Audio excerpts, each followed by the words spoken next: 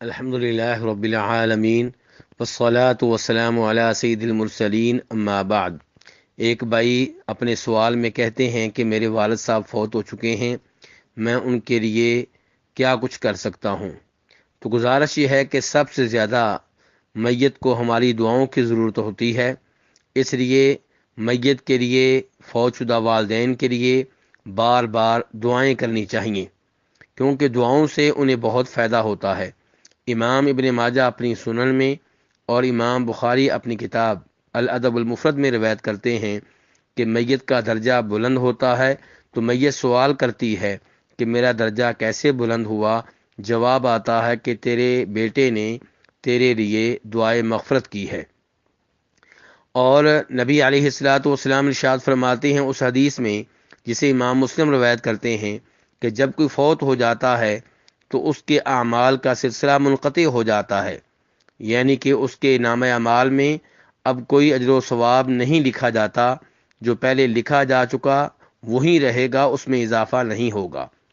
لیکن آپ نے فرمایا تین چیزیں ایسی ہیں جن کا اجر و ثواب بعد میں بھی ملتا رہتا ہے۔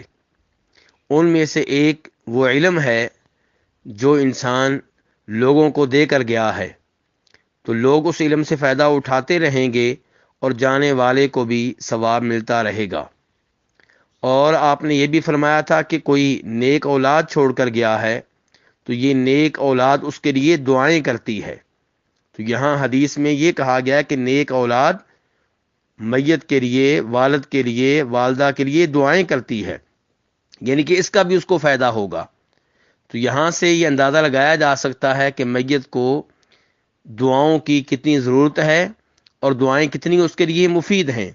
یہاں پہ آپ نے یہ نہیں کہا کہ بیٹا چھوڑ کے گیا ہے جو اس کے لیے نمازیں پڑھتا ہے، یا بیٹا چھوڑ کے گیا ہے جو اس کے لیے روزے رکھتا ہے، یا بیٹا چھوڑ کے گیا جو اس کے لیے تلاوت کرتا ہے، بلکہ آپ نے کہا کہ بیٹا چھوڑ کے گیا ہے، بیٹی چھوڑ کے گیا ہے جو اس کے لیے دعائیں کرتی ہے۔ تو اس لیے میت کے لیے دعائیں بہت زیادہ کرنی چاہیے۔ اس کے علاوہ میت کے لیے حج اور عمرہ بھی کیا جا سکتا ہے، لیکن جو میت کی طرف سے حج عمرہ کرے اس نے پہلے اپنا حج عمرہ کر رکھا ہو۔ امام ابو داؤد رحمہ اللہ روایت کرتے ہیں کہ نبی علیہ الصلوۃ والسلام کے پاس عمر بن عاص آئے اور کہا میرے والد صاحب فوت ہو چکے ہیں، اور فوت ہونے سے پہلے انہوں نے وصیت کی تھی کہ ان کی طرف سے 100 غلام آزاد کیے جائیں۔ میرے بھائی نے اپنے حصے کے 50 غلام آزاد کر دیے ہیں، میں بھی 50 غلام آزاد کرنا چاہتا ہوں، لیکن میں نے کہا پہلے آپ سے سوال کر لوں۔ تو آپ نے فرمایا کہ اگر تمہارا باپ مسلمان ہوتا پھر تم اس کی طرف سے حج کرتے، یا اس کی طرف سے صدقہ خیرات کرتے، یا غلام آزاد کرتے تو اس کو فائدہ ہوتا۔ تو اس حدیث سے پتہ چلا کہ میت کے لیے حج کرنا اور اس کی جانب سے صدقہ خیرات کرنا میت کے لیے نہایت مفید ہے۔ یہی وہ اعمال ہیں جو میت کے لیے قرآن و حدیث سے ثابت ہیں، اس کے لیے صدقہ خیرات کرنا اور اس کے لیے حج یا عمرہ کرنا اور اس کے لیے دعائیں کرنا۔ لیکن اس کی طرف سے قرآن پاک پڑھنا یا قرآن پاک پڑھ کر اس کو بخشنا، تو یہ چیز قرآن و حدیث سے ثابت نہیں ہے۔